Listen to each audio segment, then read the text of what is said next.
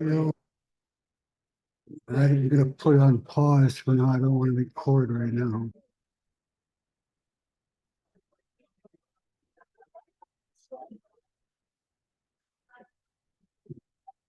Everybody here? You all hear me? Yes. Okay, let's have you all grab your seats, please. Presentation from TiteBond. First, we're gonna introduce, we got a new person taking over the toy group. And that's Brian. Where are you, Brian? Okay. Yeah.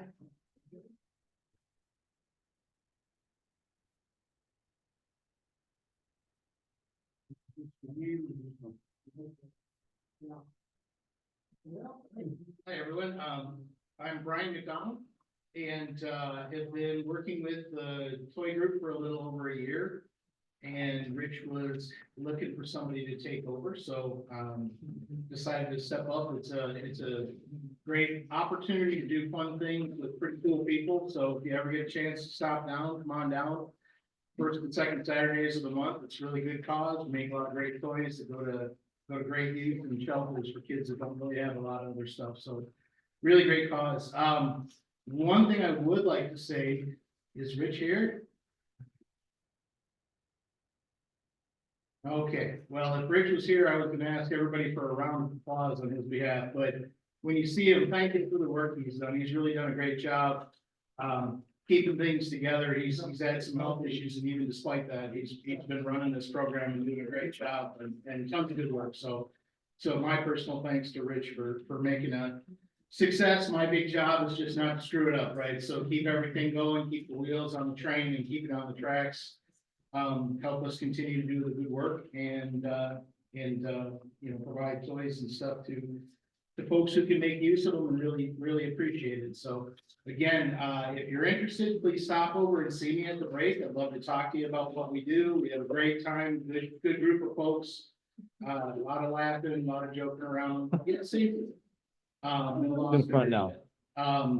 So please stop and see me if you're interested. I appreciate the time. And then we had a woman who was here last month, who wanted to show father's tool. Is she in the back row? Yeah. I just wanted to say thank you to everybody. Everybody's so kind. I was able to sell. I do the rest and stuff. And I just thank you so much. And I made chocolate chip and oatmeal raisin girls.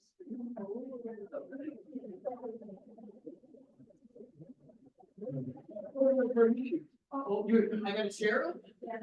And I was just talking to these gentlemen here, there's a lot of scrap of wood, they're gonna come and look that if they like to take whatever they can use for the toys for tots. They can have whatever they want. Thank you. Thank you.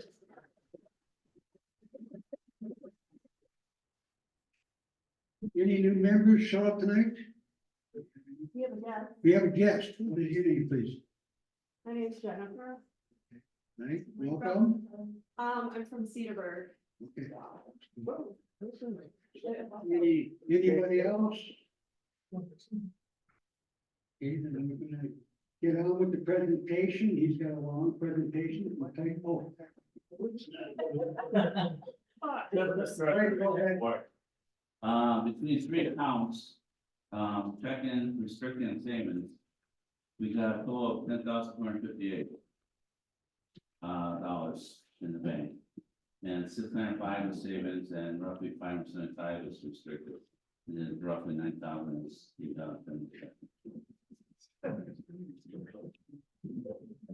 anybody, you look covered. You do, you look covered.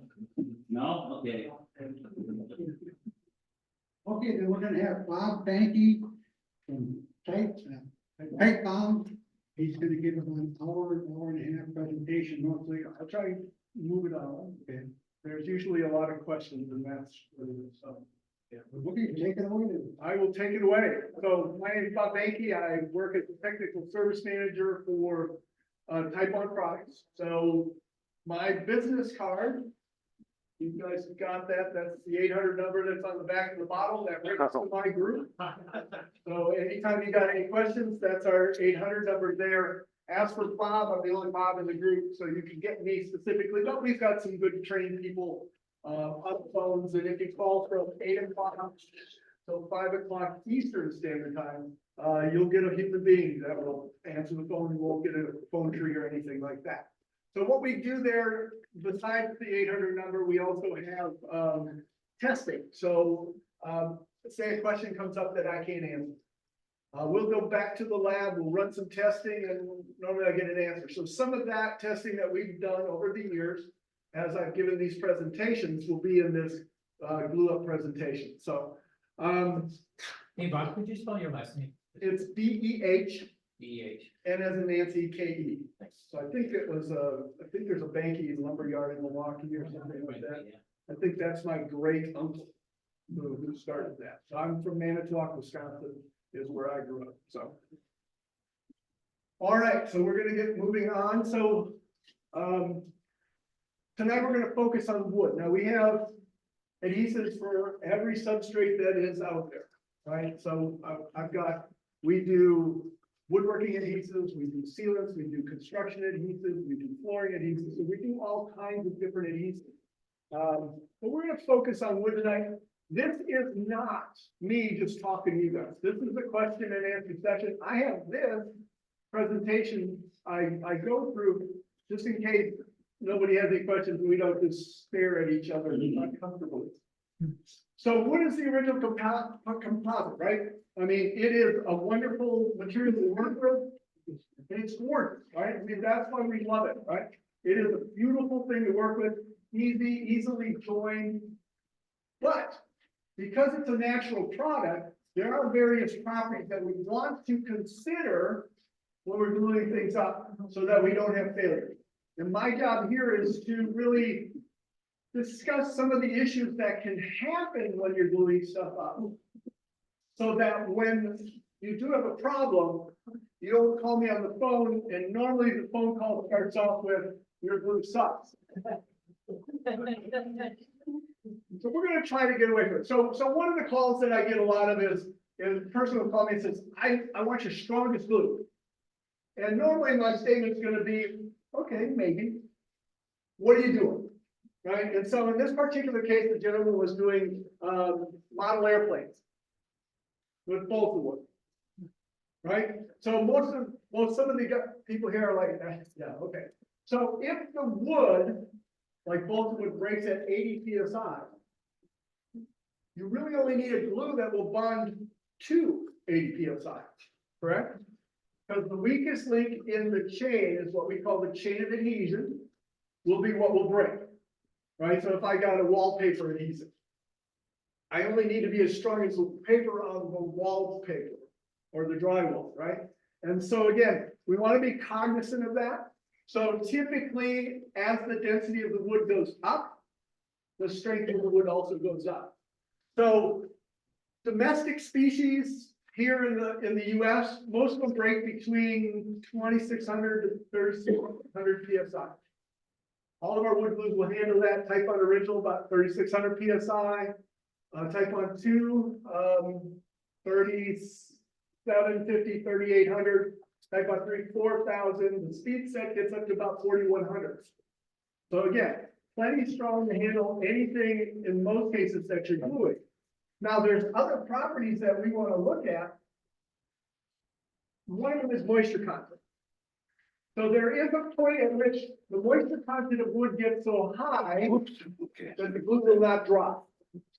Right? Water-based wood glues will not dry because the wood has taken in enough water. It doesn't want to take the water out of the glue line, and so the glue will dry very slowly, if at all. And that is 17% moisture. So normally, all of the things that you're going to hear me say tonight are based on 8% moisture content. This is all laboratory conditions. 8% moisture content, 70 degrees Fahrenheit, 50% relative humidity. So if your wood is higher in content, in some cases that is going to make it dry slower if it's a water-based product. If it is a moisture curing product, such as a polyurethane adhesive, that's going to cause it to cure faster. If you're on the drier side of that, if your wood is, say we're working in the wood, in our wood shop, which we heat in the middle of the winter, outside the humidity is, relative humidity outside is 20%. By the time you take that air and heat it in your house, it pretty much has no moisture at all. Wood in some cases can get down to about 2 to 4% moisture content. And so in those particular cases, an open time for TiteBonds 2 and original, which is about 10 minutes or 5 minutes, may now only be 1 to 2 minutes. Okay, so we want to be cognizant of the moisture content of the wood, right? Now, other things with moisture with wood is that wood does not expand and contract the same direction for long. So when the moisture changes, it goes down, wood will shrink. When it goes up, it will expand, and that's up to 30% moisture content for that. Once you're at 30% moisture content, you are fully saturated in the wood, and then the rest of that moisture will just act like a sponge. Basically, it's free water. At 30%, that's all the bound water, and the bound water is, how do you say, soaked into the cellulose, right? So it expands the cellulose, turns it kind of more of a jelly. So wet wood is very weak, right? Because the cellulose weakens. Okay, so we want to be cognizant of that. Some of the problems that you can run into is that if I take boards of differing moisture contents and glue them together, or in some instances, wood that will expand and contract differently than each other in terms of changes of moisture, right? So what will happen is eventually your project will, what we call equilibrate. It will get to the same moisture content throughout.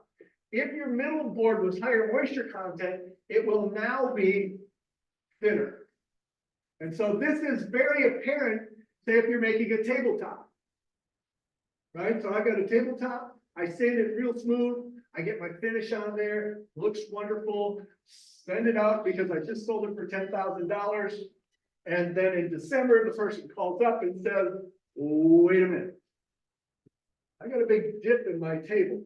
You need to come out, fix it, or give me my refund, right? So we want to be cognizant that we don't run into those issues. The other thing that you can run into is what's called a sunken glue joint. This is typically the phone call that somebody will call me up and says, your glue is extruding from the glue line. And my statement will be is, okay, you've tried to scrape off dried wood glue, correct? It's pretty hard, right? Hard plastic? Pretty hard plastic.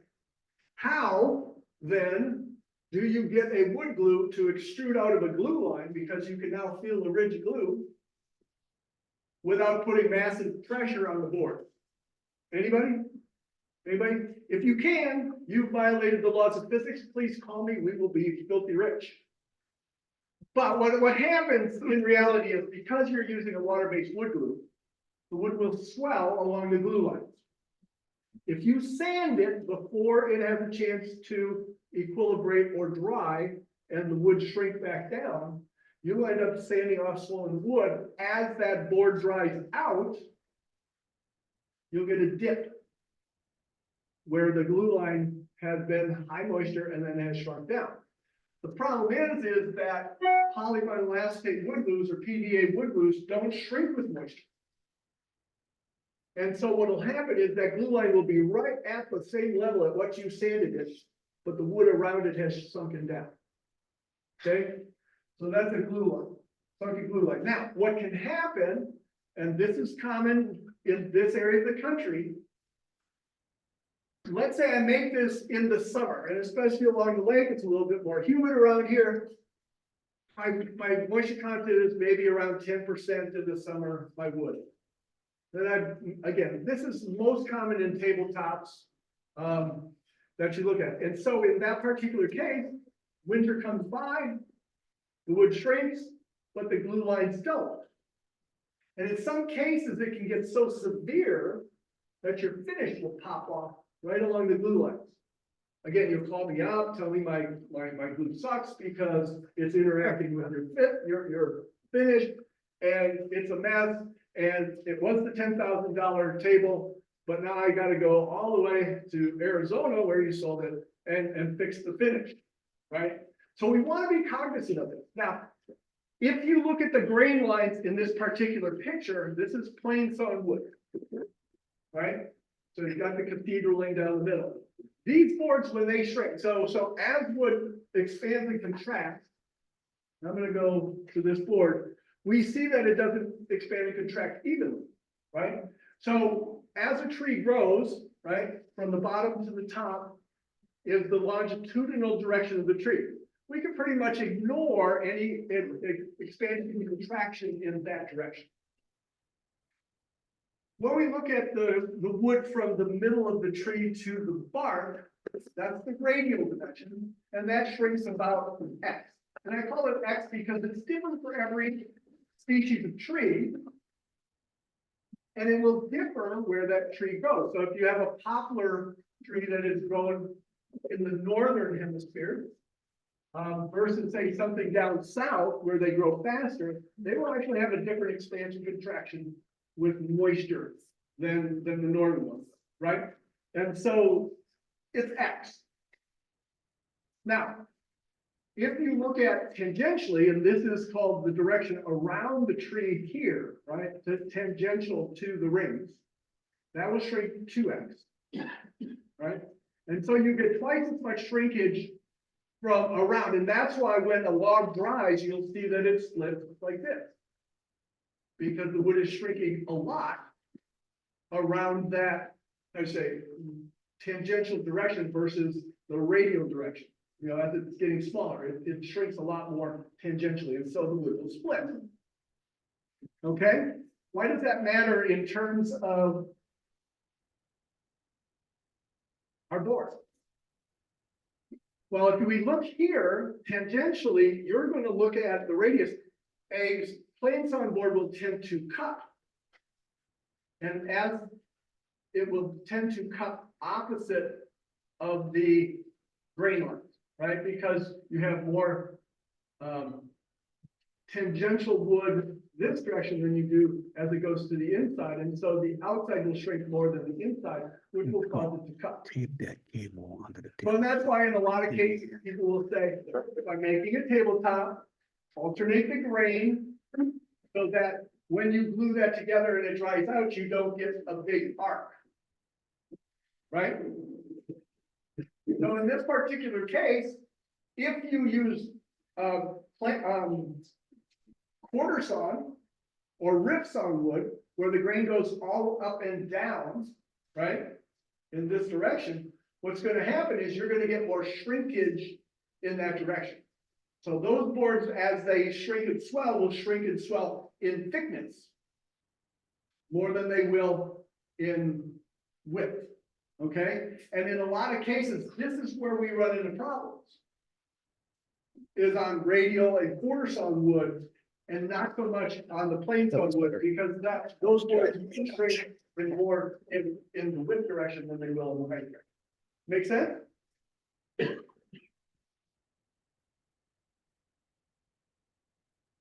So the other thing we want to talk about is what's in the wood, right? So as a tree is growing in the woods, you know, they get an infestation of termites. The tree can't say, well, there goes the neighborhood, I'm out of here, right? So what happens is trees, as they encounter things that want to eat it, or that want to kill it, like viruses and germs and things like that, they use chemical warfare, right? And so the tree will produce tannic acids. They'll produce other chemicals, oils in some cases, especially the tropicals, that will keep the cellulose, which is really just sugar molecules linked together. It's just glucose molecules that are all just linked together. And as a matter of fact, I'm a chemist, so we're going to have a little bit of chemistry today. I'll try to keep it low, because I'll lose you guys. You'll fall asleep, and then it won't be any fun. So anyway, so what we want to do is we want to get to the cellulose. So a lot of people have grown up thinking that wood glues bond through the pores of the wood. You believe that? If you do, what would be your strongest bond? End grain to end grain. End grain to end grain has the most amount of pores, and so should be the strongest bond. It is not. It is the weakest, and the reason it's the weakest is because it has very little cellulose. If you put a bunch of straws together and try to bond the tops of the straws, how much straw do I have to bond to? Very little. However, the sides of the straw are going to be total bond space of the cellulose. And so this is what occurs. So what happens is those oxygen hydrogens, right? So the sugars have hydroxyl groups on it. It's what they're called, the little things that are splitting off the sides. So what happens is an oxygen molecule loves electrons. Love them. Hydrogens, on the other hand, you can do without them, right? And so what happens is the oxygen pulls the electron from the hydrogen, and you end up with a small neodymium magnet. The oxygen has a net negative charge, hydrogen has a net positive charge. And so they're able to link together through what's called hydrogen bonding. The oxygens and the hydrogens from other molecules will kind of bind together. And that's why wood is so strong. So, and the reason is because wood, for cellulose, so the oxygen bonds between the sugars are all in opposing directions. One goes up and down, the other one goes down and up. And so cellulose is able to bond very closely together. That's what makes it so tough. Those little neodymium magnets, right? So think about it. I got a neodymium magnet, I put it on my fridge. Pretty hard to pull off, right? What if I put two sheets of paper between them? Relatively easier to pull off, right? So the closer you can get those little magnets together, the stronger the bond, right? And just think about how many of those, I mean, this is chemical structure, how many of those are in there? You don't need a lot. Let's say I take one magnet and put it on my fridge, I can pull it off. Let's say I put 1,000 of those magnets and try and pull them off all at the same time, right? What's going to happen? Pull the door off. So they add together to help increase that strength. Now the one under here, the structure of starch, and this is what kind of brings it together. So starch and cellulose are made with the same sugar, glucose.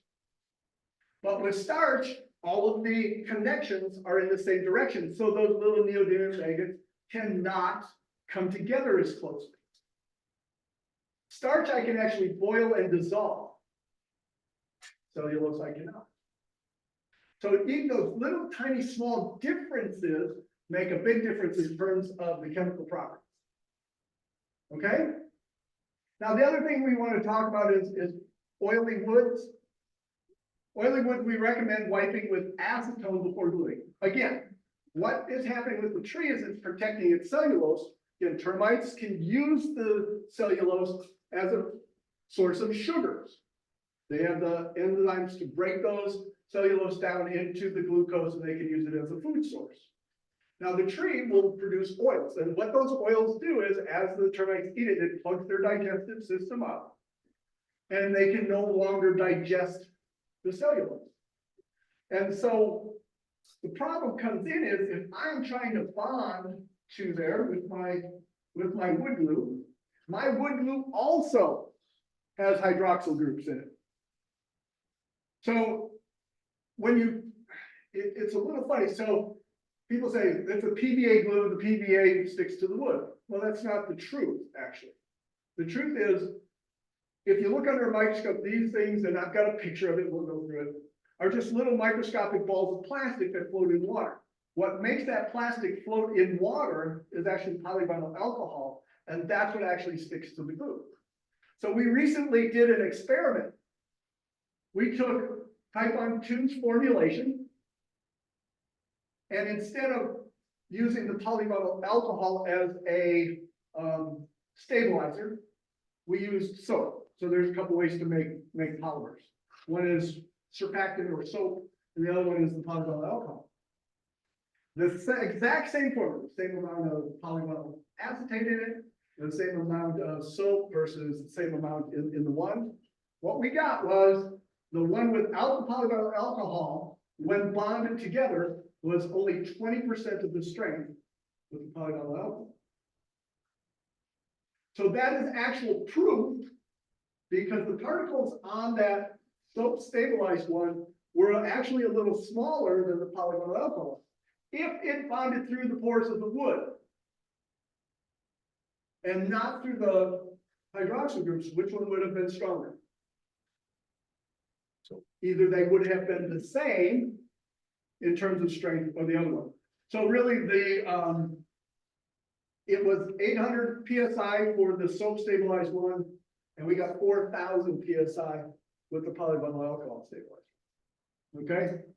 Direct proof that it is not through the pores of the wood. And so that makes a big difference now, right? If we understand that, we don't want to rough up the surface of the wood because it mechanically bonds, right?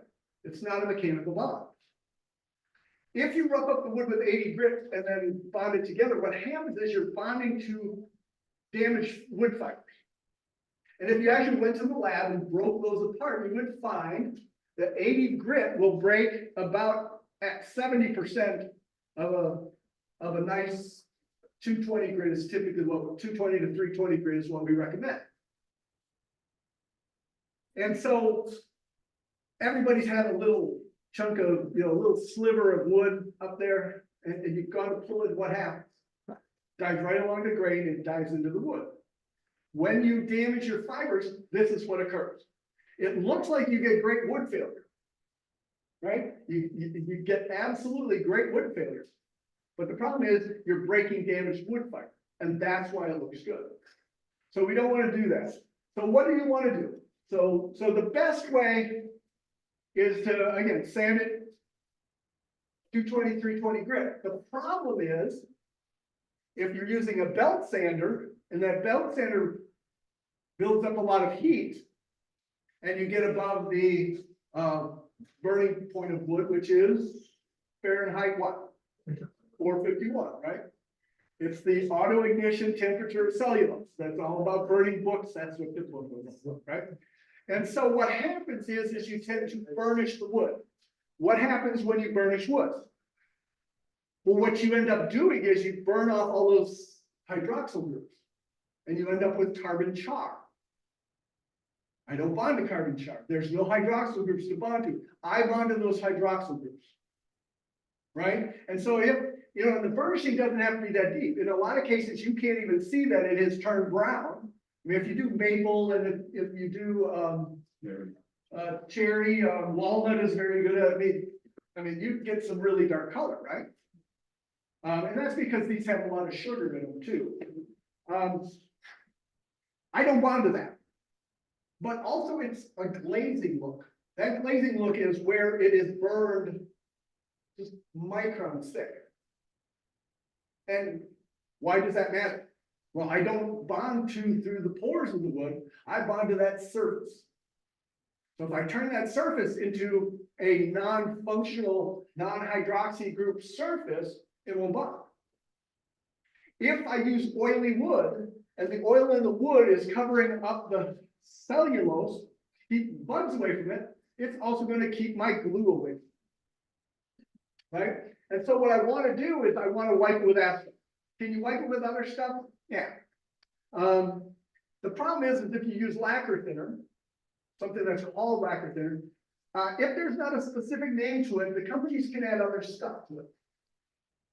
In a lot of cases, they're adding waste oil and stuff that they buy, other companies sell to them as hazardous waste, and they get rid of it by putting it into other stuff at certain levels that the EPA allows them to do that. So in some cases, some of these things do contain small amounts of oil. What happens is when that evaporates, it leaves behind the oil. And so you went to clean off oil, but what happened is you just left more oil on in that particular case. We recommend acetone. Acetone, because it has a certain name, it has a certain chemical, it has to contain most of that. And so the acetone will dissolve every tree oil there is. Now, can you use isopropyl alcohol? Can you use other alcohols? Yeah, denatured alcohol. Well, they denature the alcohol with other chemicals that could also be oils. Okay, so again, we want to be careful of what we do, that we're not leaving behind more stuff, right? The other thing is, if you wipe with a white rag, and that rag still comes back with color, that means there's still more oil on that wood. If I keep wiping in the same spot, eventually, all I'm doing is smearing the oil back and forth as the acetone evaporates off the surface.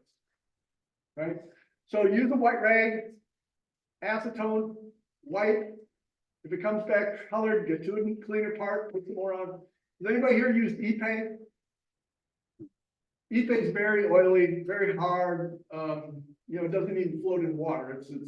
I made a tabletop with that. If you ever do Ipe and you do wipe, you'll give up well before the oil comes off.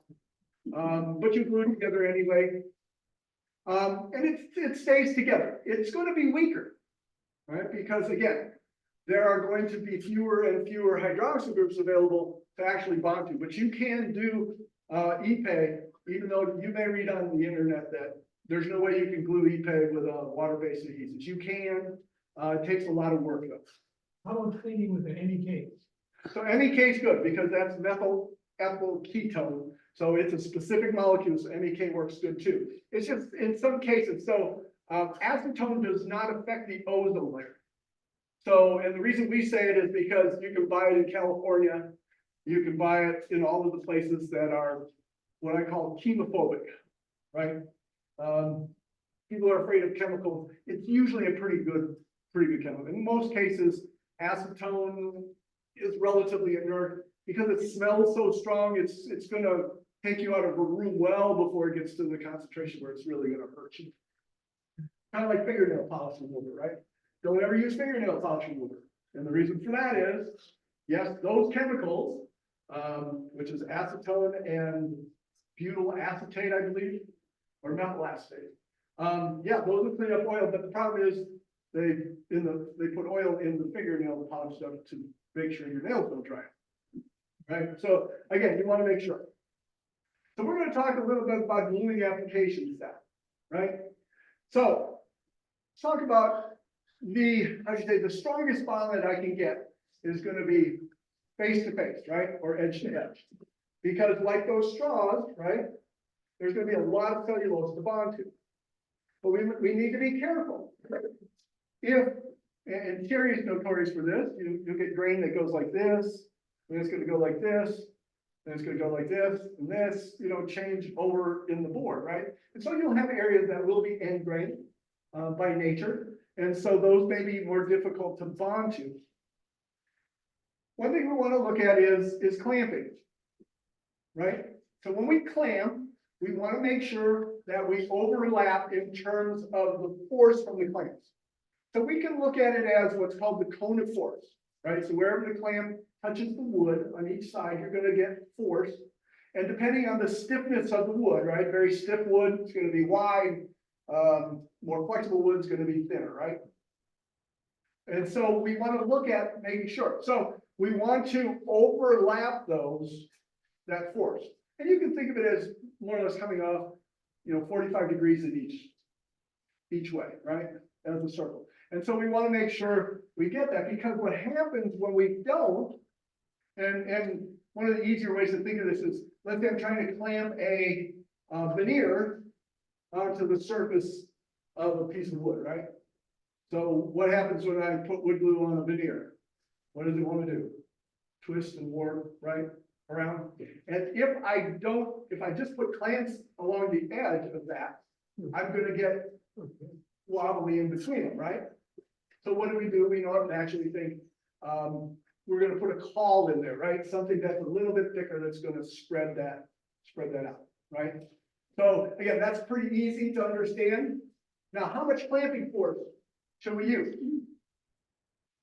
So that question was posed to us, and our normal statement used to be, so for softer woods, we would recommend about 100 PSI on the clamp pressure on there. For medium density, about 150, and for high density wood, we would say about 200.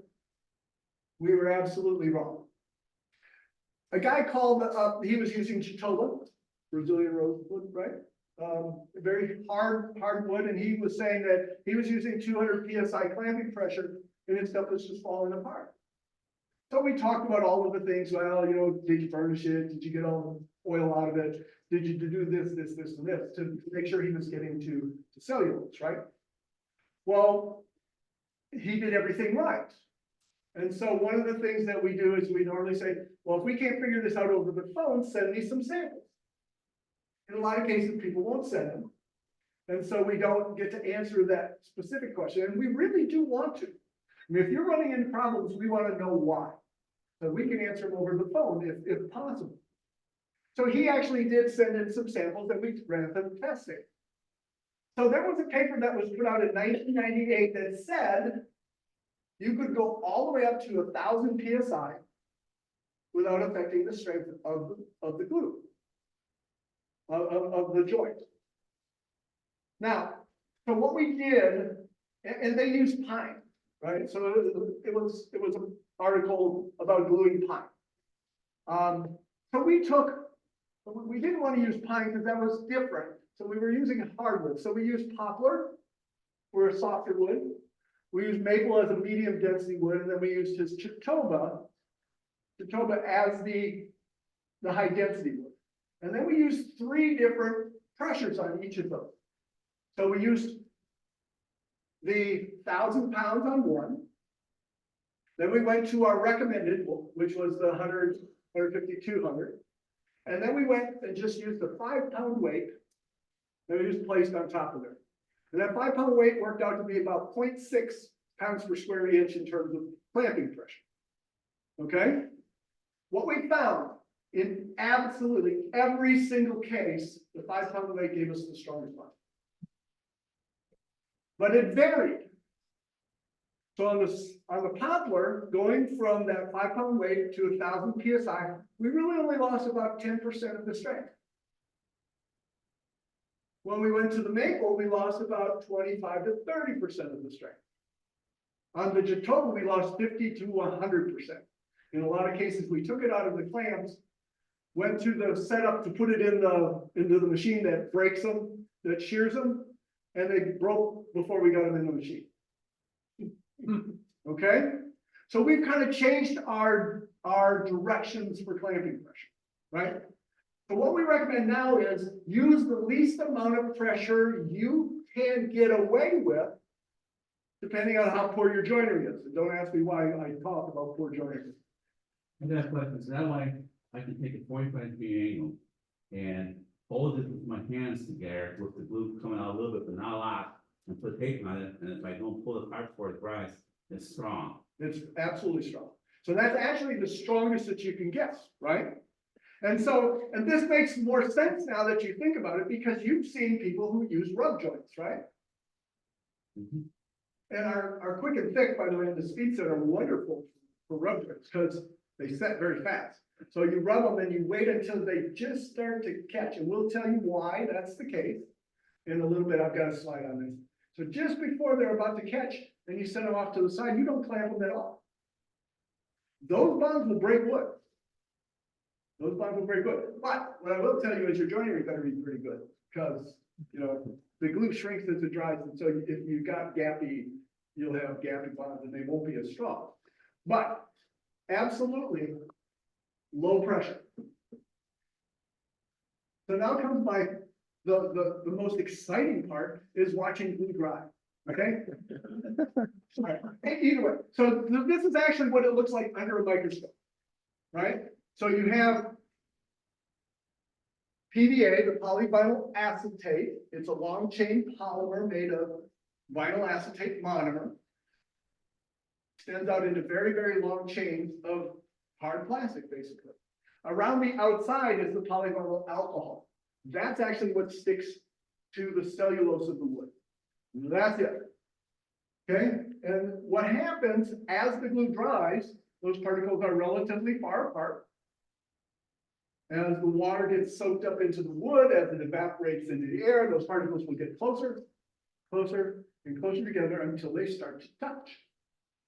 Everybody's rubbed wood glue between their fingers, right? Very slippery initially, then all of a sudden, it starts what I call putty up. Right? When it putties up, that is the point where the particles are starting to touch. They can't slide past each other as easily. They don't have any lubrication between them. If you took that glue, once it gets to the putty point, smeared it on some wood, clamped it together, it would not bond. Absolutely not bond. And the reason for that is again, the hydroxyl groups, right?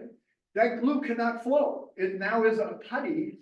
It will not flow onto the wood. It will not get close enough to the hydroxyl groups to make any bond, right? It'll be like putting 5 pieces of paper between a neodymium magnet on your fridge, right? In some cases, you get enough of those there, the magnet just falls down. There's not enough force to hold it versus the stress that is on the magnet, which is gravity.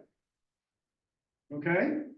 So we want to be cognizant of that the glue is not dry before you get it. Now, this piece that I have here, the call started off with, your glue sucks.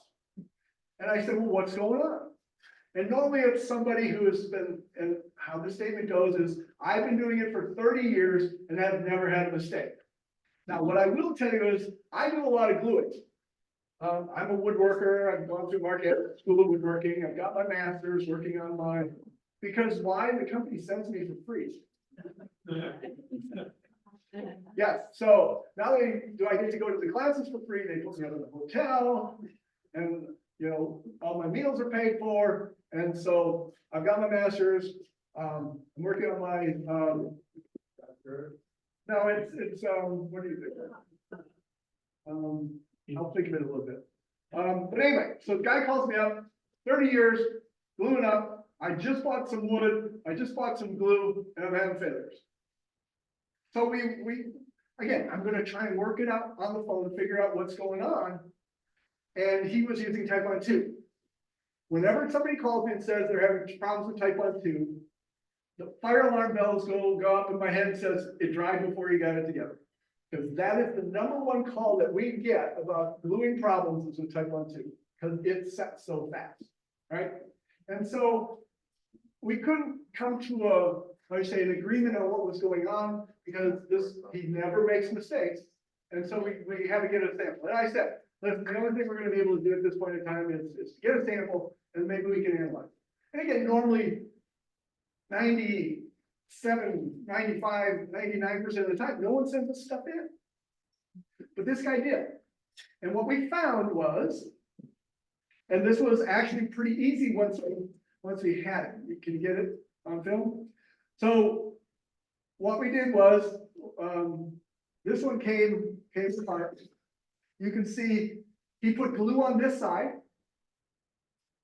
Then he put glue on this side. And then he put glue on this one, right? And we couldn't get this one apart. Okay, what I can't tell you is, my glue is not smart enough to play tricks on you and bond here, but then not here. It's not smart enough to do that, right? It's not gonna go, watch this, right? So what I can tell you is, if you can get your glue to bond something, not the glue. Glue can bond. Right? So what happened was, he put the TiteBond 2 on here before he got this thing together. It had dried. It got to the putty point on the surface of the glue. And you can see as he closed it, it's very shiny. You know, it basically just squeezed dry glue together, basically, is what it was. Here the glue was a little bit wet yet. You can see where he's got some little bit of wood failure on this side, but for the most part, the glue is all on this side. And obviously the glue was fine, was wet enough to form a good bond, because this is tight as a button. Okay? So again, you want to make sure, remember we talked about, once you get to that putty point, you can't glue anything. The glue will not bond. This is what you'll get. Okay? The other thing is, somebody sent me this in the mail, and again, I've been doing this for 30 years and I've glued it together and I'm absolutely positive and I lightly hit it with a hammer and here's his light hammer marks. Oh, geez. And it came apart, right? So what we found was, when we did the analysis was, he forgot to put glue actually on the gluing surface and just glued the dominoes in, but the dominoes held where that actual glue was to where it broke the wood. So what I will tell you is if you don't put glue on here, our glue can't hold.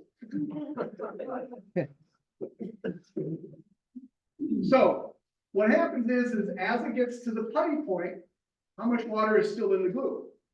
Well, theoretically, if all the particles are the same size, it'll be around 67% solids, right? I could still take a third of the jar still full, filled with water with all those marbles in it, right?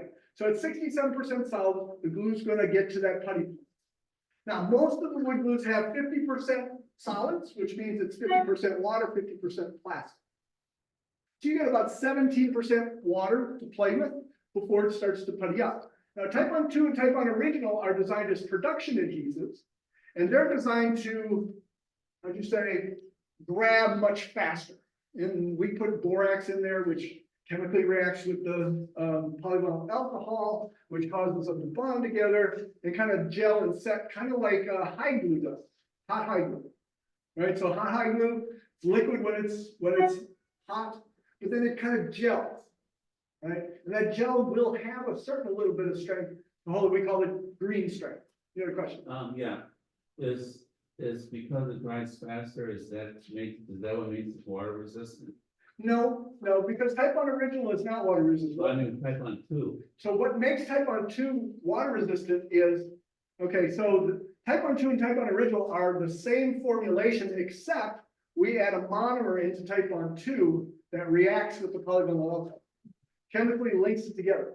So what happens is the particles link together and they will not come apart. Whereas the TiteBond Original, without it, if you soak it in water, they'll redisperse the particles and then it comes apart. And so it's a chemical that we use to do that, right? Now, the TiteBond Quick and Thick, I don't know if you guys have ever used the Quick and Thick or the Speed Set, is at 60% solids. And that's the reason that's going to set that. You only have 7% water to play with.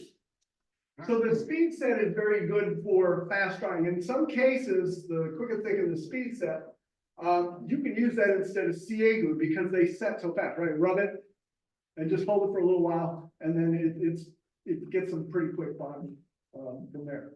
Okay, so we will typically on our website give you the open time and the total assembly times, right? So the open time is the time where water is evaporating into the air and the wood is sucking the moisture out of the glue, right? And everybody used to use your finger, but now there's a brush, so you don't have to use your finger anymore, and these are great. Your finger's okay, but those are great.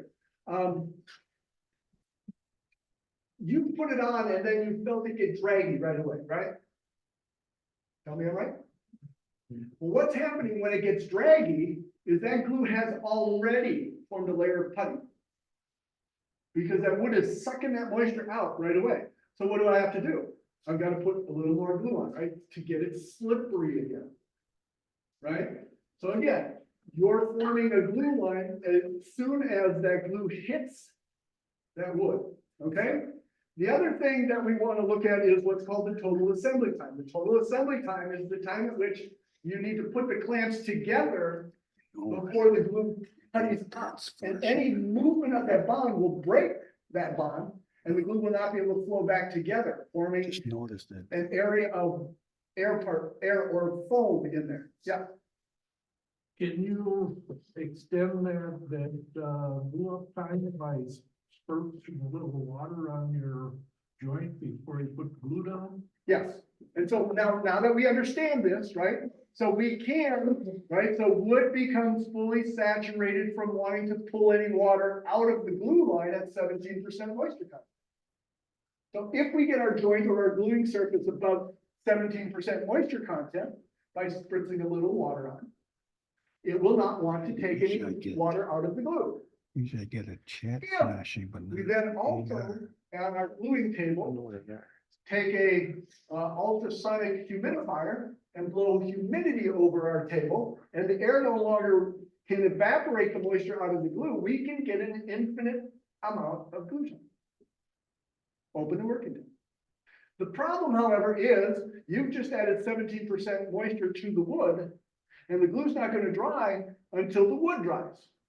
So let's say I have a 8-quarter piece of wood that I've just had to moisten the wood because it was a big table and I had a bunch of dominoes and all of that in there and I'm putting it together, and I misneeded a lot of time. How long is that wood gonna take to dry out? 8-quarter air dry. Jeez, probably days. Probably a year for the middle to fully dry out, right? So now the surface is gonna dry relatively quickly, like you said, probably a week, it'll be dry. But the problem comes in is, what about on the interior? As the wood starts to shrink while I'm actually trying to finish that wood, right? So, and this becomes an issue, so let's talk about, we'll talk about that in a little bit. Can I presume you can't add anything to the glue itself? You can add up to 5% water without losing any strength of the glue. Oh, you can, okay. If you add another 5%, you start to lose the glue, about 10%, about 10 to 15% strength loss for each 5% that you add. Now, what happens, and the problem that you run into is as you add water, the viscosity goes way down. Mhm. Right, so we design our wood glues so that they don't run all over the place. And it allows the glue to stay there as you clamp it, because you do need a little bit of glue. And actually, the thicker the glue line, the stronger the bond. I don't wanna jump ahead too much, but what, you're gonna talk at all about, shelf life and all that? Yeah. Okay, well, wait. End grain, doing end grain and face grain, can you address that? Yeah, so most of the joinery, and you can get to the most complex joinery where you look at the Japanese joinery, right? Very complex. What are they trying to do? More surface. More surface to surface area gluing, less end grain. Can you glue it together? Yes. Is it going to be as strong? Absolutely not. And so you want to minimize, and that's what joinery is all about, right? Minimizing that end grain to end grain or end grain to side grain. It's absolutely what you're doing with joinery. You said before, if the wood was getting a little slurry on the top and they added something to it, does that reactivate the glue underneath, or are you defeating what you want? So it doesn't reactivate it. What it does is it puts a layer of glue that is now But it's okay to do. gluable. Oh, yeah, no, absolutely, absolutely. Your glue lines will get thicker. We're gonna go through that in a little bit. You recommend glue on both surfaces? Good segue. So, everybody raise your hand. Who is a two-sided glue? Who's a one-sided glue? You're all correct.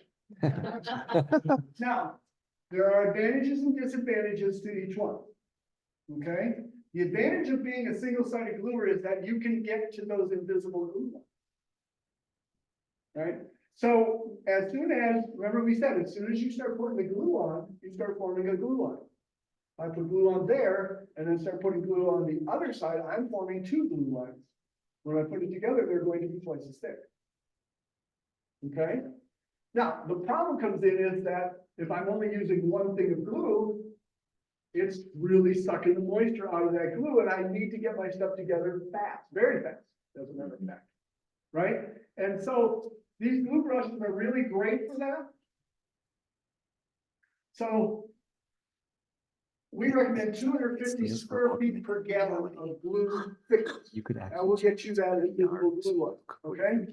Now these brushes, In theory. the thickness of the bristle and the spacing of the bristle, when you take It would that say and put VR. that down So along, that's just your a normal thickness moment. of wood will leave behind 250 square feet per gallon of glue.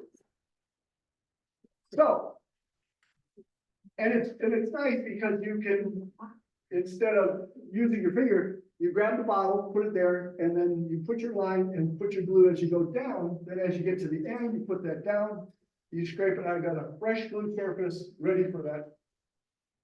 Ready for the glue, right? So if you're a single gluer, these are really, really good. And they won't leave that, or now, advantage. And the other thing is squeeze out. Single-sided gluing, you see those pictures in the woodworking magazines, right? The little pearl glue along the glue line. The only way to do that is with a single-sided gluing. Now, the advantage of being a two-sided gluer is you're going to make sure that both sides of the wood have glue on that has wetted that surface, right? So you're gonna get a little more working time in that particular case. However, you're gonna use twice as much glue, and by the way, we thank you. Problem is as you get the squeeze out, it's all over the place. It can be difficult to clean up a lot. So being a one-sided gluer makes it easier, but your probability of failure due to it drying faster becomes higher, right? So again, you're all correct. If you need more time, be a two-sided gluer, it's okay. And we thank you. But the objective, right? What is the objective? The objective is to get the glue into the places at the right time to bond your stuff together. However that occurs is the right way. I'm not here to change how you guys do anything. If you're successful doing it, don't stop. In a lot of cases, if you're really off, you're just lucky and it's okay. As long as it's working for you. Okay? Good question. I've heard that on an ingrain, you can put a layer of glue on, let it dry, and then glue it together and get a better bond. So the best way, so we did a bunch of testing on what's the best way of gluing end grain to end grain. The best way of doing it is to take the glue, put it on your ends, push it into the grain with your finger. Basically, you're just shoving it down the ends of the straws. What you're trying to do is to get the ends of the straws to be satiated with the amount of glue, right? Because those pores can suck a lot of glue, right? And you put any pressure on it, all the glue goes down the holes, there's none in the glue line. So what you want to do is push the glue with your finger down the glue lines. If you're using the brush, this little paddle end right here, it also comes with a nice little paddle that's flared instead of flared in, making it easier to get the glue out of the corners too when you're straightening glue. But this works as a little to squeeze it down into the hole. Then take some glue, put it on the and then glue it as normal. What you want to do is you want to satiate those pores from taking all of the glue out of your glue line. You need glue in the glue line. Clamping it too hard, and this is what we found. I don't have an electron microscope at work to do this, but our assumption is that if you clamp too hard, you're going to squeeze out most of the glue. And so wood tends to want to move, right? So when I break something, I am going to move it, right? If I've got enough polymer there, the polymer will stretch, kind of like plastics will stretch when you really put a lot of pressure on, right? So what happens is the polymer stretches and starts to align, allowing it to build strength, more strength. If there's not enough glue, as soon as you break it, it goes past that breakage point and it cracks. And it'll crack at a very low, it cracks at a lower stress level. Now we feel that the softer woods, because as you press them really hard, the wood itself will crush enough to leave pockets of glue. So as you get harder and harder, it doesn't crush and will extrude the glue out of it. And that's our theory. We haven't had a chance to do all of that measurement. And you guys have that work through that. Let me know if you got an electron microscope. We can maybe work together to find that out. Can I ask, just as a practical matter, then that sort of suggests that when you're clamping, clamp it till it's tight and don't go too much beyond. Do not, yeah. So again, the objective of clamping is to get your parts together with the least amount of pressure. Now, if you have poor joinery, if say your board has a little bit of a, right, you're going to be clamping a lot harder to get that together than if they were perfectly flat. Okay, and again, it's like better joinery tends to make stronger bonds, right? Right.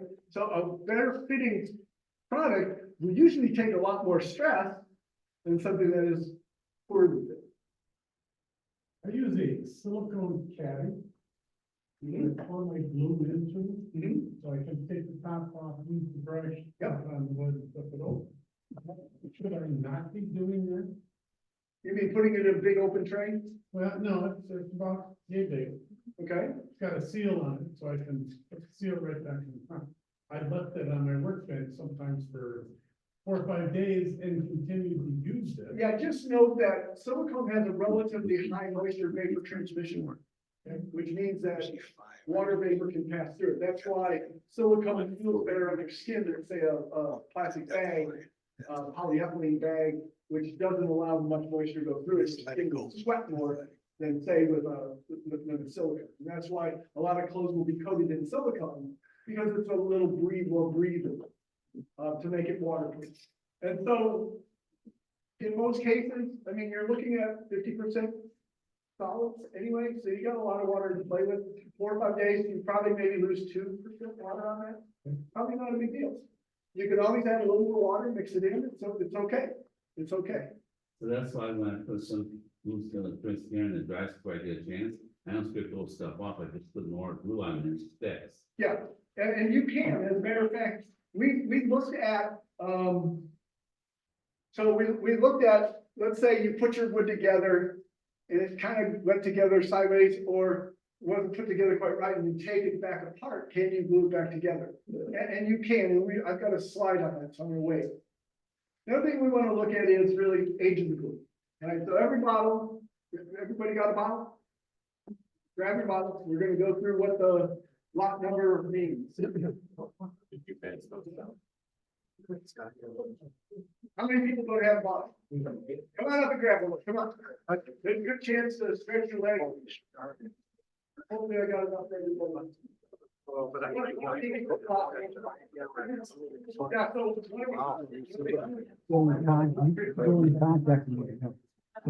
so the particles. Okay, so follow up on that. And I wouldn't get a fight.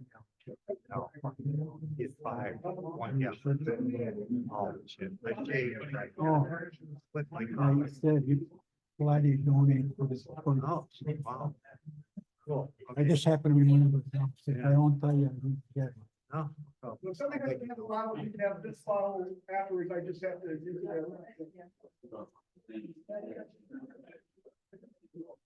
I'm just gonna take this whole thing.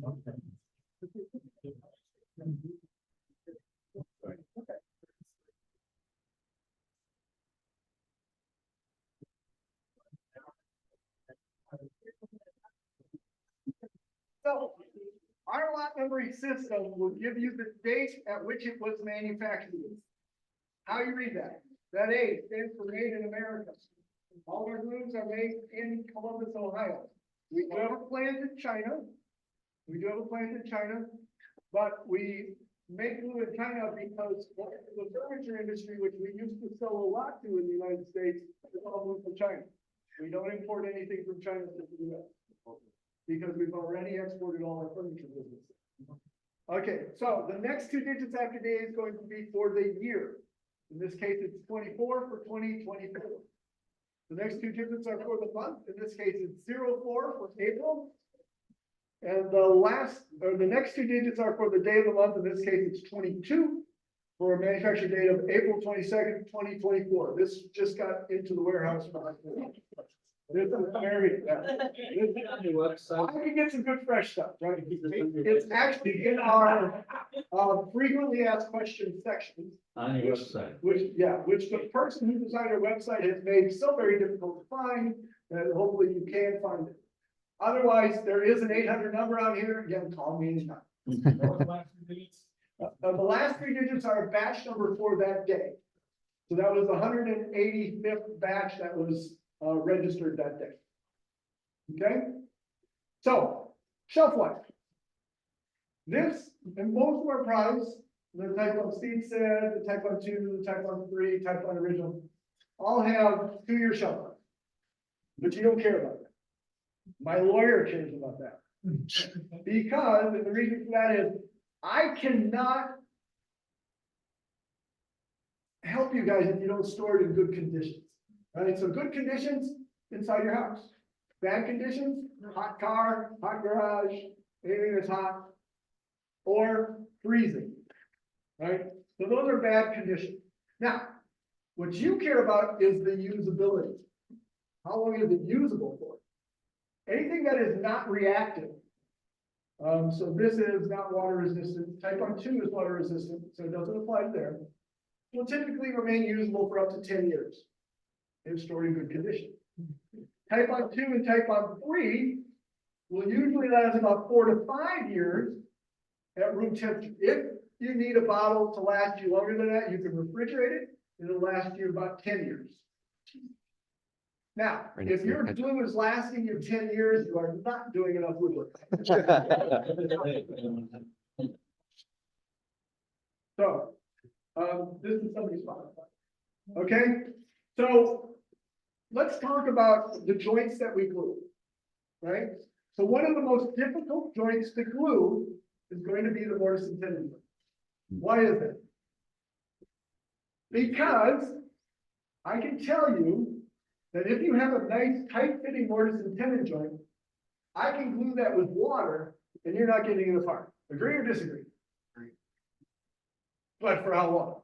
Right, that's the key. How long will that stay together? Well, if it's a eight quarter board, it's gonna take a long time for that to dry out, so it'll feel pretty good for a very long time. So let's say I take a water-based wood glue on that tight fitting mortise and tenon, put glue on each one of those, water soaks in, I then jam it together, scraping off all of the glue, by the way, on the way in. But that joint feels pretty good, right? But is it? Do I have enough glue in there to hold that when it starts to shrink back? And how will I know? In most cases, you'll know because you made a chair and then you lean back in your chair and the joints go pop, right? And chairs tend to have a lot of racking force to it, which is a tough. So normally we pull like this, right? But a racking foot kind of pulls it like that, and that kind of easier to, it tears the glue and the wood fibers apart pretty easily. The other thing is, let's say my mortise and tenon joints are a little bit loose, right? They slide in and out, but relatively good fit. Put glue on there, put it together, now it fits together and it feels pretty firm. But is it firm because of the water that you added or because the glue is actually doing what it needs to do? So again, as that joint shrinks, if it, and we've all seen wood, when it wants to shrink, if it's held tightly, will actually crack the board, right? So in that particular case, as that joint dries out, you can do that. So mortise and tenon joints are probably the most difficult to glue well. In a lot of cases, and we don't make an epoxy, but this is what I will tell you. And this is how I do my mortise and tenon joints. I will make them slightly loose, you know, just that good fit, so I can get enough glue in there that I know there's glue bonding both surfaces together. I'm not scraping all the glue off as it goes in. Epoxies will not swell the fibers of the wood, and it will also fill any gaps. It does not shrink when it dries. And so therefore, you can get a very strong bond using that epoxy on a mortise and tenon joint. And if they do fit relatively tight so that you're scraping it off, it's just easy. You sand it just a little bit just to give it some room. And epoxies need to be relatively thick. And I'll tell you what, has anybody here ever clamped an epoxy joint together? They'll fall apart because they need a thick glue on. Because that's how they work. They tend to align and give you that strength that way. So that may be the best way. Dovetail joints. I watched videos of people putting glue on every single piece of tail. I watch how long it takes them to do that, and I'm like, that goes dry well before you get it, because they were using TiteBond 2, and I'm like, yeah, that's glue. But they'll be fine. And why is that? That's right. Because it is a self-locking joint, as long as you get your pins and tails correct. And I won't say why I know the difference. Actually, I did one. I got the pins and tails right on one side. I got them backwards on the other side. But anyway, so, but if you glue them together, right, the glue's going to hold them. You just got to make sure that you get enough glue and fill all the joints and stuff. So it was okay. I just left it. If they find out, then I'll know that they know a little bit about woodworking. So really, when you go to glue a dovetail joint together, do you have to glue all the surfaces? Well, what's the glue doing? The glue is actually, if I've made a drawer out of it, is to keep, when your wife comes in and puts too many socks in the drawer and starts pushing down, is to keep it from popping out the sides, right? Because they're mechanically locked in the direction of most of the force, right? So it's really just locking in place. So just put a tab on, just a dab of glue on each of the tails, the pins, and put them together. It doesn't matter. It's a locking joint. So understand what you're trying to do. Let's talk a little bit about dowels, biscuits, and what's the other one? Dominoes. Dominoes, thank you. So the issue comes in, and I've seen people do this. So when I have edge-to-edge gluing, what is a domino doing? Alignment, right? Is it adding any strength to that joint? Is it decreasing the strength of the joint? Yeah.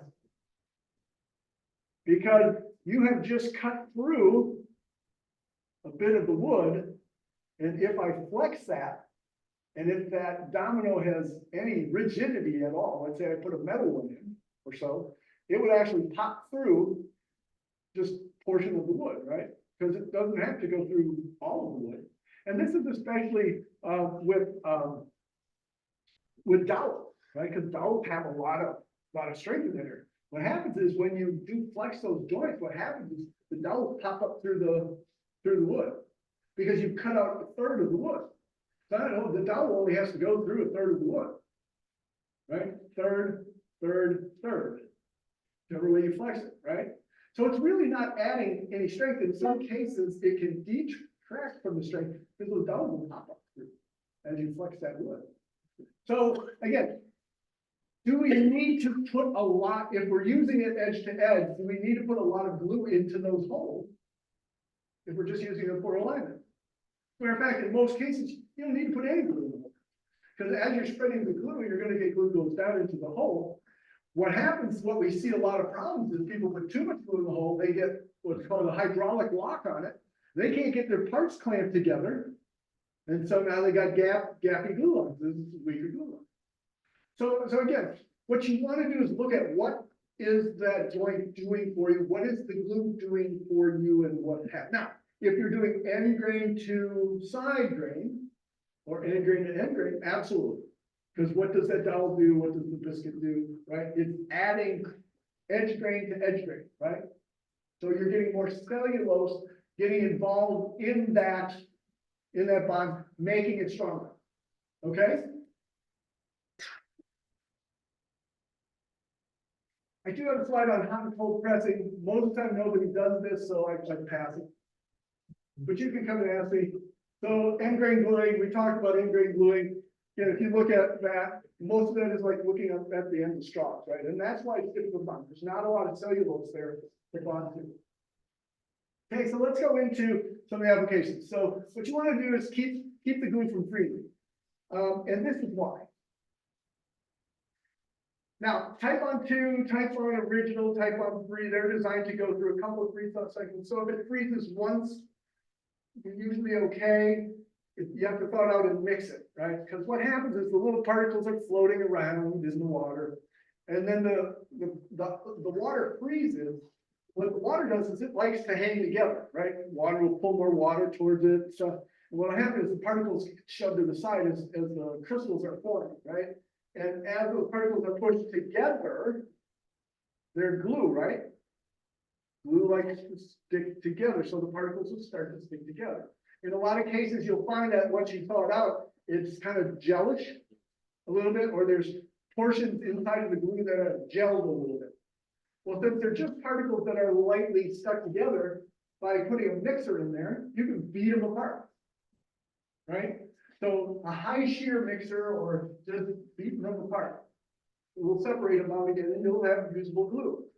Now that will not happen with the speed set or the quick and fix, your higher solids, because there's so little water, a lot of particles, they're going to get shoved together, they aren't coming apart. Now if you freeze it, then thaw it, freeze it again, you got particles that are close together, Now you're getting them pushed even tighter together as that water expands and pushes them together. So eventually the glue will go bad. What the rule of thumb? Rule of thumb is if the glue comes out of the bottle, you're halfway there. If it doesn't come out of the bottle, don't force it.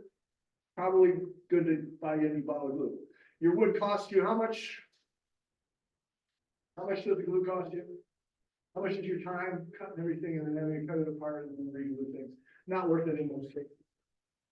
Okay? Now, the other thing is what is the chalk temperature. So this is the formula for TiteBond Original. I will wait while you copy. Okay, time's up. So basically what it is just chemicals that we bond together and they form little particles in water. Particle goes from floating in water to what's called a film that is coalesced. And as a matter of fact, in this picture, you can actually see each of the separate particles. Right?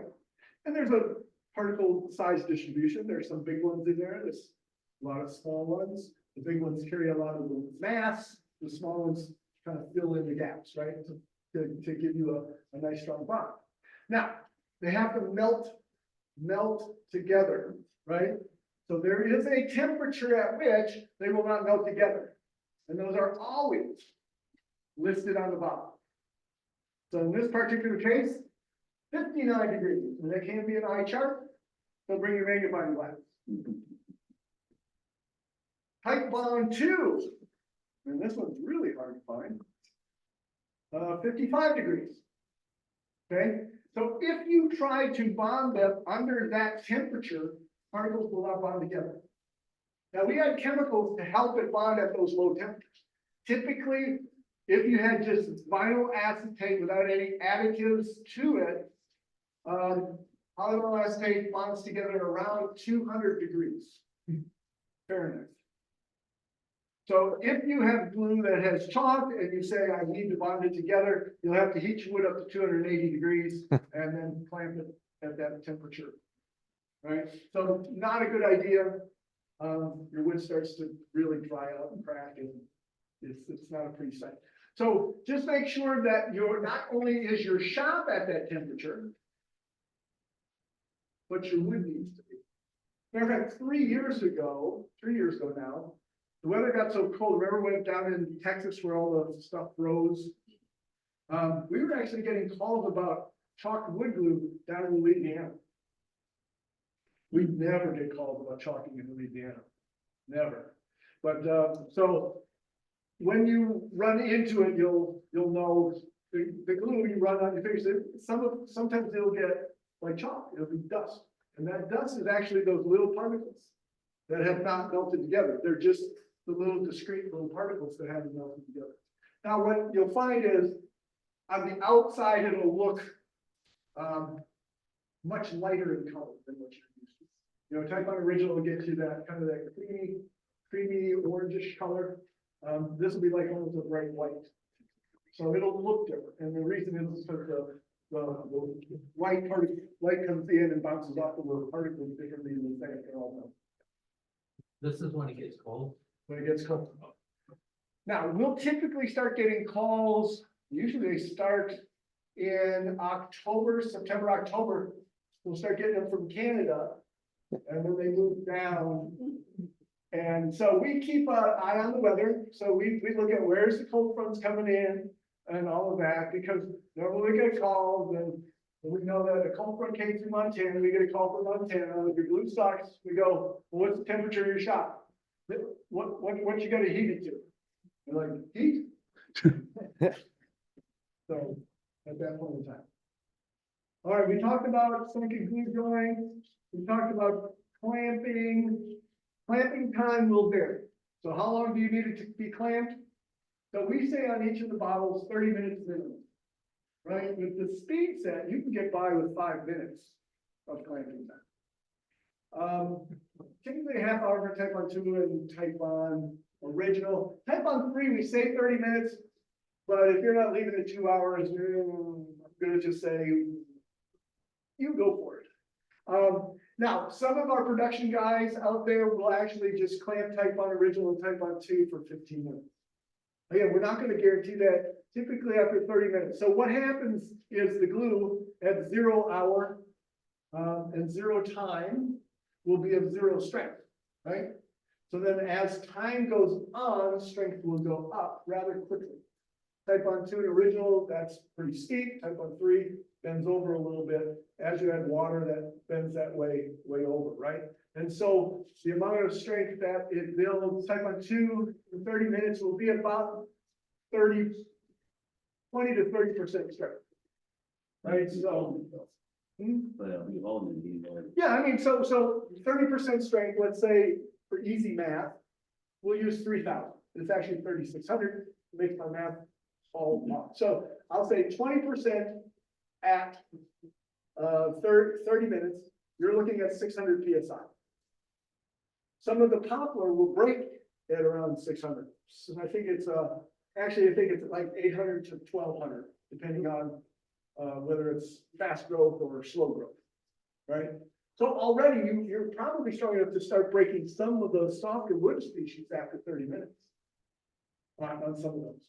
Okay, so after 12 hours, you're usually around 80, 24 hours, you're usually 95.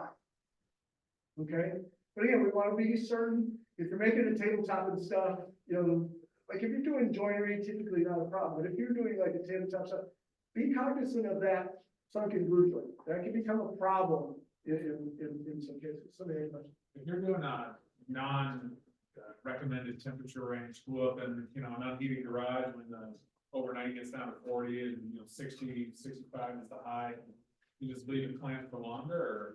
So once the glue dries out, again, if the glue dries out and it has not coalesced into a film, you'll need to get up to 250, 280 degrees to get it to melt. Right, so in other words, now, basically just take, if it's coming apart, you just take it apart, sand off that stuff, and then just re-glue it. Is what it is. Can any of the TiteBonds be used to glue cracks and fill cracks? So, yes, but the issue comes in is anything that is not 100% solids will shrink. Well, my application is kind of different. I do chainsaw art, and so the stumps always crack. That's just the nature of the beast. And they get some really deep fissures, and I'd like to, some of them, like when it's the face of the bear and it goes right to the eye, I'd like to fix that. Can I do a concoction of some TiteBond and sawdust? Yeah, I mean, and people use that all the time, and it works fine. Just note that it's going to be more like staining. If you're gonna stain it or finish it, it's gonna finish like end grade.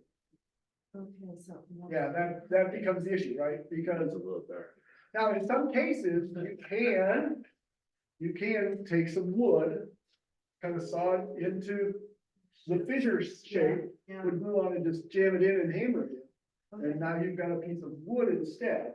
What's the right TiteBond to use with the sawdust concoction? Any of them will work. Any of them? Usually Has to be outside. 80 Okay. to 90% wood fiber to 10 to 20% glue. Typically works well. Then you don't get as much shrinkage. Just by weight? By volume. By volume. 80 to 90%. 80 to 90% wood fiber or dust or whatever you're gonna use. Okay. I mean, I've seen people use, chipped wood, you know, from the, planer. You know, if you want to use a fine dust from sanding, you know, the sanding dust, you just pull off the thing and then do that. I use that so remember I said I made a table with the dovetails in the wrong direction, and they were ugly because I ended up sawing on the wrong lines, right? And so I used the TiteBond 3 with sawdust to fill all the cracks. And TiteBond 3 is more resistant for outside. Thank Well, two or two. you. Yeah, so you may want to use 2 in that particular case. 3 has a big tendency of forming a film. I don't know if anybody's ever used this, but if you use too much TiteBond 3 and you leave it puddle, it'll form a skin on the surface. But that skin is so waterproof, the glue doesn't dry underneath. And then also, when you start to see a fissure starting, you know, it's just the beginning of the crack. Can you put TiteBond and will it keep it from cracking further? Or? In a lot of cases, yeah, so what'll happen is, yes, but then it'll crack somewhere else. Oh. Because remember, when wood wants to move. Yeah. So this is how the Egyptians broke the blocks of granite, right? Drill little holes in, dry the wood out in the sun, stuff them in the holes and pour water out. The force of that wood wanting to expand is huge, and the force to shrink is huge. Yeah, so in a lot of cases, you need to dry such that, and in your case, you probably can't get to that, right? And some of the stumps are in the ground still, so I'm carving. when they're gonna- In some cases, which you may want to try, and I don't know if this would work, it's kind of like concrete, right? They put a little line in there and get it to crack where they want it. So maybe you could put a small saw cut in the back of your sculpture, let it crack back there instead of in front of the face. Yeah, you just try that. Now, wood has, what else is it? Wood has a mind of its own, as everybody who is working with kind of understands. If I'm using the sawdust and the wood and glue, I'll put the sawdust in the drum first and then I'll kind of mix some of the glue into it. You can, but what happens is then you just get the glue on the top surface and underneath there's just no glue. Mixing it together into a putty really does work a little better. You mentioned the different types. What are the deciding factors when you're choosing? Choosing the right glue, Yeah. mostly open time. Yeah, three is gonna give you pretty much most of what you need, right? So I use 3 all the time. I'm a slow gluer. Takes me a while because my joiner is not that good, so I end up having to get it to be 90 degrees. It takes a while for me to get everything together, so I use 3, just because I don't like to rush. The 2 in the original, like I said, 2, that's where we get most of the problems. 2 just sets very fast. It's designed to be a production adhesive. 3 is not a production What's adhesive. the difference between 1 and 3? So TiteBond Original and 2 have a 5-minute open time. And then you got 5 minutes to maybe 10 minutes to get it finally clamped together. TiteBond 3 will give you 10 minutes of open time, but it'll give you 20 to 25 minutes to get it put together. So you got a lot more time. It's more forgiving in terms of when that sets. You know, when it gets to that honeymoon. So. How long we got yet, Bob? We're getting close to time. Yeah, I'm gonna push through. I've got just a few more things to go through. We talked about clamping pressure. This is asking about how brittle the glues are, like, I think that, TiteBond 1 is a little more flexible than 2. Actually, 2 and 3 are designed to be a little more flexible because if they get used outside, they need to flex with the wood a little more because they're going to expand and contract. So TiteBond Original actually, if you make a film, it'll crack, whereas TiteBond 2 and 3 will flex like that. TiteBond, quick and thick, if you haven't used it, very flexible. It's very good for if you're doing trim work where this piece is not going to move any because it's longitudinal, but the side of your cabinet is going to move like that. That glue is actually designed to flex with the wood.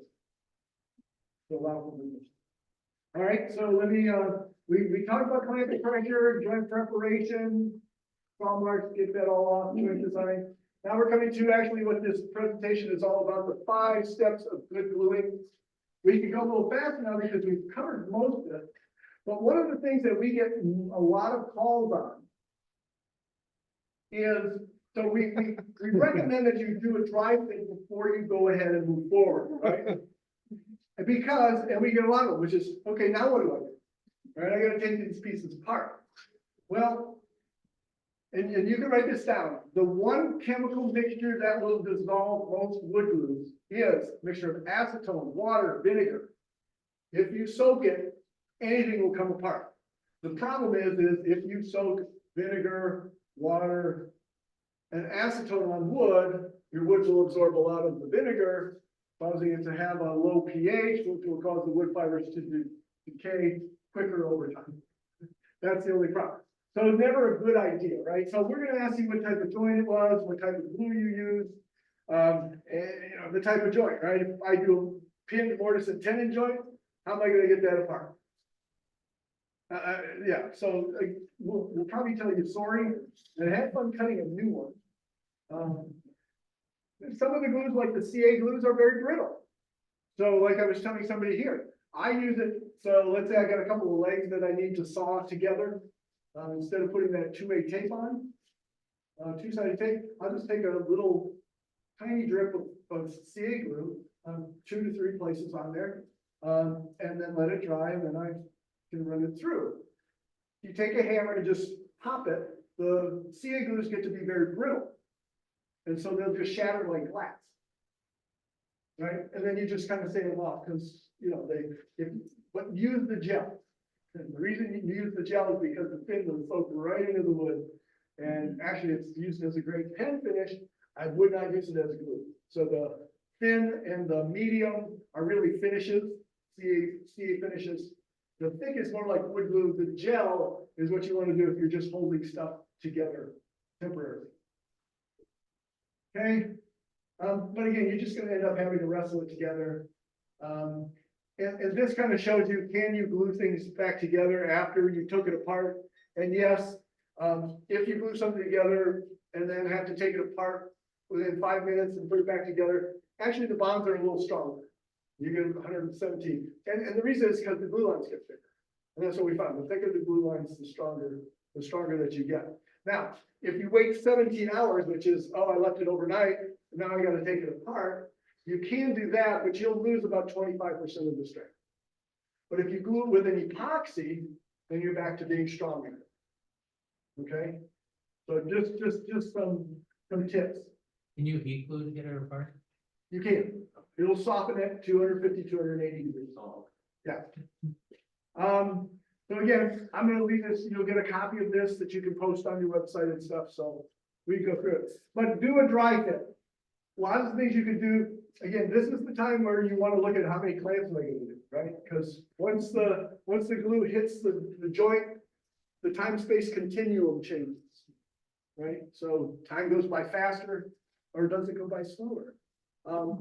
Having an egg timer will help you understand how long it's gonna take you. Once the egg timer dings, you may want to say, okay, I'm not gonna be able to put those other 2 legs on, let's put it here, let's get them aligned at 90 degrees so that they're gonna fit, and just get them clamped together. Or you're gonna risk the fact that that chair is gonna come apart a little bit, right? All right, so that's gonna give you an idea. You wanna mask any iron joints. Iron will cause the glue to turn black. It reacts with polyvinyl acetate, which gives off acetic acid. Has everybody here made a black dye with vinegar and steel wool? It's the exact same mechanism that works with vinyl acetate. Vinyl acetates all release acetic acid over time. Any iron on there will cause it to turn into that black dye. That black dye dives very deep into wood. Takes a long time to sand it out. So mask any iron pipes that you have for your pipe clamps and all of that. You want to prepare your glue, use the correct glue. We talked a little bit about how to do that. Make sure your glue is in good condition. If it's not coming out of the bottle, time for a new bottle of glue. If you're ever unsure whether glue is good or not, your glue could be 1,000 years old. Take a couple of scrap pieces from the exact project that you're working on. Put the glue on it, clamp it overnight, break it with a hammer. If you get wood failure, it's as strong as glue needs to be, right? So it doesn't matter. You can test it. If it works on your scrap pieces, it's gonna work on the product. Okay, black stains, get your cleanup items, right? So you get some water handy. If you drop it on your clothes, right? Keep the glue wet. If the glue never gets to the putty point where the particles start to stick together, they're never going to dry on your clothes. Keep them wet, and then they'll wash out. Even the TiteBond freeze, right? Again, add some water vinegar if it dries on your clothes.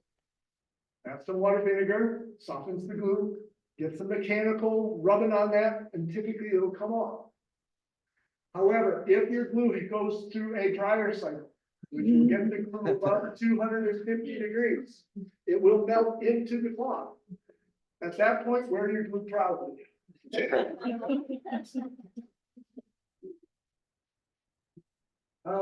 do the glue. Again, note that your wood needs to be above the shop temperature. In a lot of cases, if your wood is 70 degrees, but your shop's at 40, it's probably fine.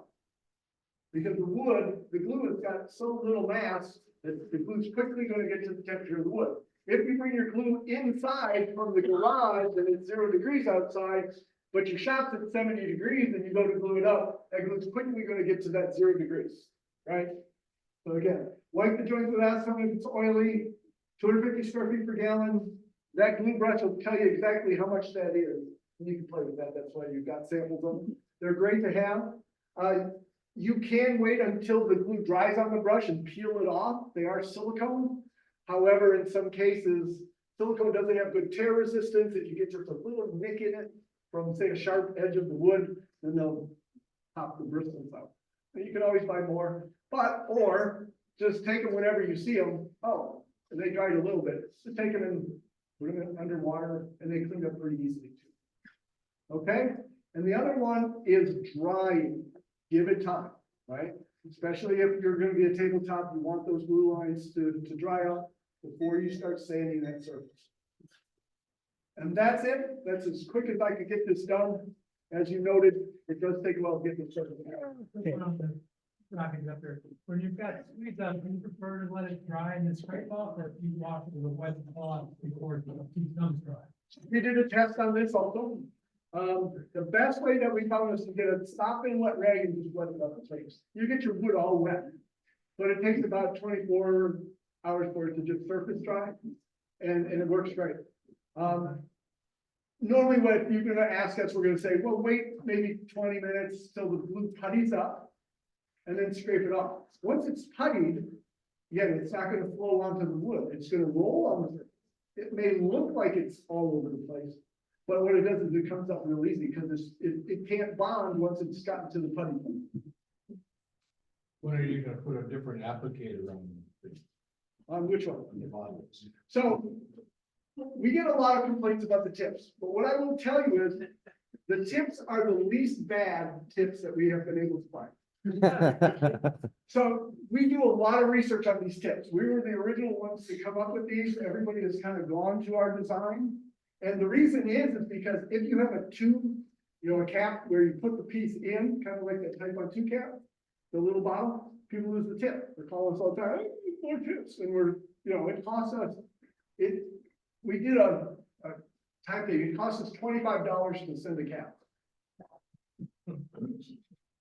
For the time and the money and the stamp and the guy going to drop it off at the mail place. Better off sending them a new bottle. Right. I mean, it's not cost effective for us to do that. Now, we will do that. We'll send you guys caps if you call. It's not very cost effective. So we want a design that is going to, how do you say, reduce what we're having to send out to people. There is a French's mustard cap that they came out with. That was a twist up and twist down. It fits our 16-ounce bottle perfectly. Wonderful cap, wonderful cap. We have tried to find the manufacturer of that for 5 years. No one will call us back. And we can't use the design because they have a little R there, so they're protected. So we can't copy their design. We're trying to find them. We'll buy a ton of caps from them. They're wonderful caps. But if you ever find, but they got out of those caps. They don't have them anymore. They changed their cap design because I think it was the design of it, because it popped up real high and down. So there was a lot of movement. The thing is, you don't want a cap that, has a little thing off the edge, right? That has a little, we looked at the 2-piece cap and only tethering it. What happens is that cap, as you tether, gets into the glue, and then you get glue all over it, right? So then the ones that are bigger, you can't get them into the corners. So where you need to get into tight spots to put glue in, right? So these are the least worst cap design. So we're still looking. I mean, we're still looking. So. Okay, cool, thanks, Bob. All right, thank you, guys.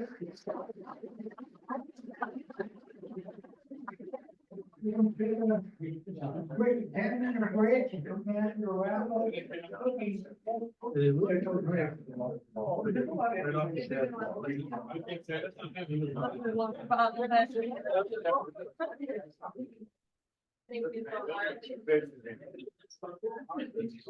so much. Look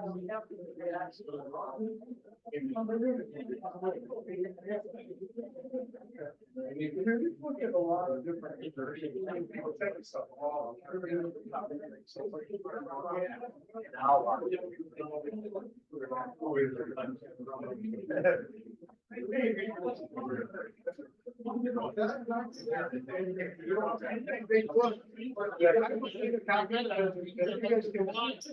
Take this presentation.